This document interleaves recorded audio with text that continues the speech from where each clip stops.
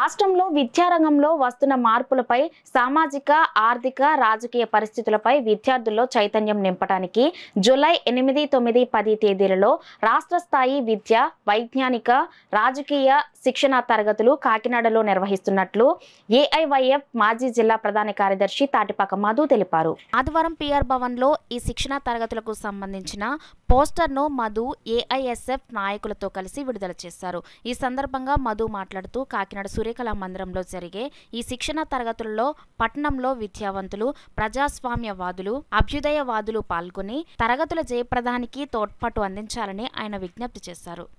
క్రియాశీలమైన కార్యకర్తలు మన కాకినాడ వస్తున్నారు. వీరికి మాజీ విద్యార్థి యువజన సంఘం లీడర్గా ఒక స్వాగతం పలుకుతున్నాం. ముఖ్యంగా జూలై 8, 9, 10 తేదీల్లో కాకినాడ జిల్లా కేంద్రం సూర్యకళా మందిరంలో 3 రోజుల పాటు ఈ శిక్షణ తరగతులు ఉన్నాయి. మరి మీకు తెలుసు, కాకినాడ జిల్లా అంటేనే రాష్ట్రంలో ఒక విద్యా నిలయంగా ఉన్న జిల్లా. మల్లాడి సత్యనారాయణ నాయకుల దగ్గర నుంచి అనేక మంది విద్యావేత్తలు ఇక్కడ స్కూల్స్, కాలేజీలు నడిపారు. అందుకని కాకినాడ జిల్లాలో ఉన్న విద్యార్థుల యాజమాన్యాలు అన్ని వర్గాల ప్రజలు కూడా ఈ రాజకీయ విద్యా, వైద్యాన్ని సైద్ధాంతిక రాజకీయ శిక్షణ తరగతులను జయప్రదం చేయాలని మేము కోరుతున్నాం. తాటిపాక మధు, ఏఐవైఎఫ్ మాజీ జిల్లా ప్రధాన కార్యదర్శి. రాష్ట్ర స్థాయి విద్యా, వైజ్ఞానిక, రాజకీయ సైద్ధాంతిక శిక్షణ తరగతుల్ని జూలై 8, 9, 10 తారీఖుల్లో కాకినాడ పట్టణంలో నిర్వహిస్తూ ఉన్నాం.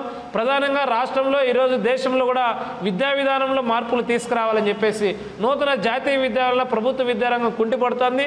మన రాష్ట్రంలో ముఖ్యంగా జీవో నెంబర్ 117, 118 వలన ప్రాథమిక పాఠశాలలు మూతపడ్డాయి. 107, 108 తీసుకురావాలన్న మెడికల్ కాలేజీలో సీట్లు పోతా ఉన్నాయి. వీటన్నిటి మీద కూడా సమగ్రమైనటువంటి రూపకల్పన చేయడానికి ఈ క్లాసులు ఎంతో ఉపయోగపడుతున్నాయి. ఉన్నటువంటి ఈ జూలై 8, 9, 10 తారీఖుల్లో కాకినాడ పట్టణంలో జరుగుతున్నటువంటి రాజకీయ, విద్యా, వైజ్ఞానిక, రాజకీయ శిక్షణా తరగతులని అందరూ కూడా సహకరించాలని, ఇటువంటి విద్యావంతులు, మేధావులు, ప్రజాస్వామ్యవాదులు అందరూ కూడా సహకరించి ఈ క్లాసుల జయప్రదానికి మీరందరూ కూడా తోడ్పాటు అందివ్వాలని చెప్పేసి ఈ సందర్భంగా కోరుతాం.